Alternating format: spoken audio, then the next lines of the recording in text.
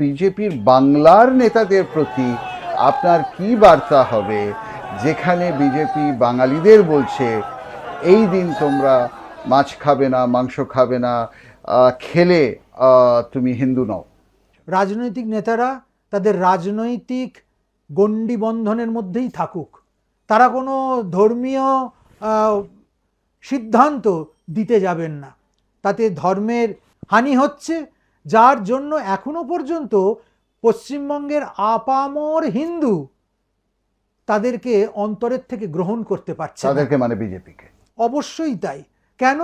তাদের মনের মধ্যে কোথাও একটা ভয় কাজ করছে যে বোধহয় এই পার্টিটা চলে আসলে আমাদের মাছ ভাতে বাঙালির পাতে সরাসরি থাবা পড়ে যাবে, আমাদের ধর্মাচরণের পথে সীমাবদ্ধতা আসবে, আমাকে বিশেষ কোনো দেবতার জয়ধ্বনি করতে হবে।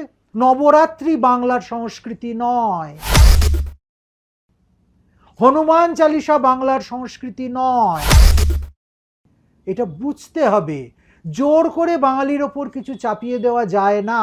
তার মানে এই নয় নবরাত্রির গুরুত্ব নেই, তার মানে এই নয় হনুমান চালিসা অবান্তর।